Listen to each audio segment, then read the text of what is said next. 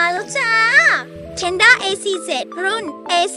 1200 ที่รองรับความเร็วไร้สายสูงสุดถึง 1,200 เมกะบิตโดยทำงานบนคลื่นความถี่ 2.4G และ 5G พร้อมเทคโนโลยีช่วยให้อุปกรณ์หลายเครื่องเชื่อมต่อกันได้อย่างมีประสิทธิภาพ และกระจายสัญญาณได้ดีขึ้นเหมาะสำหรับการเชื่อมต่ออุปกรณ์จำนวนมากถึง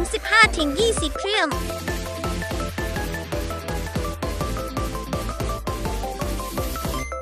อย่าลืมไปหาซื้อกันนะคะด้านล่างนี้เลยลิงก์นี้